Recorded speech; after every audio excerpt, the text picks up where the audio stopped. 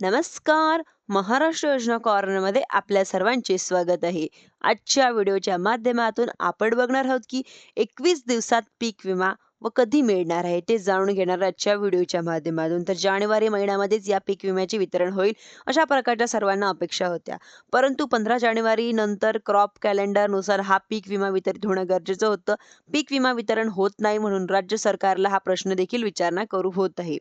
केंद्र सरकारला मात्र या संदर्भातील प्रश्न विचारला आहे की आता पीक विमा योजनेमध्ये शेतकऱ्यांना पीक विमाचा उशीर होतोय. अशा शेतकऱ्यांना पीक विमा मिळत नाही. यांच्यावरती केंद्रीय कृषी मंत्री शिवराज सिंह चौहान यांच्या माध्यमातून 6 फेब्रुवारी 2026 रोजी यांचं उत्तर या ठिकाणी दिलेलं होतं. शेतकऱ्यांच्या ID 2 कोटीपेक्षा जास्त शेतकऱ्यांचे हे पीक विमा FBY पोर्टलशी जोडलेले आहेत. पॉलिसीची व्हेरिफिकेशन करून पॉलिसी जे काही अप्रूव्ह झालेले आहेत ते जोडलेले आहेत. महाराष्ट्राचं उदाहरण दिलं तर 189 लाख शेतकऱ्यांचं जे काही नुकसानीचं संकलन आहे ते पूर्णपणे करण्यात या ठिकाणी आलेले. 89 लाख शेतकऱ्यांचे नुकसान आणि त्यांची टक्केवारी, त्यांची आकडेवारी ही उपलब्ध झालेली आहे.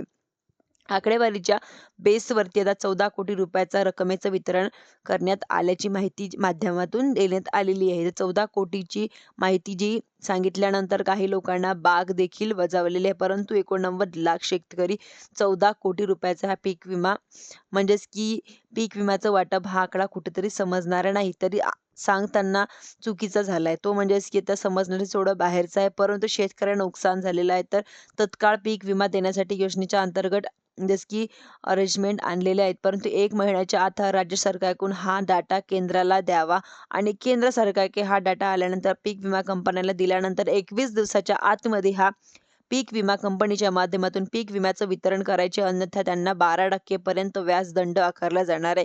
पुन्हा एकदा कृषी मंत्र्यांच्या माध्यमातून लोकसभेमध्ये उत्तर दाखल सांगितले आता. परंतु यांच्यामध्ये बाकी असलेले उत्तर जे आहे ते रिपीटेड आहे. माध्यमातून देण्यात आली. परंतु एक मात्र निश्चित झालं की 89 लाख शेतकऱ्यांच्या नुकसानीची आकडेवारी कुठेतरी या ठिकाणी 89 लाख पॉलिसी नुकसानग्रस्त आहे.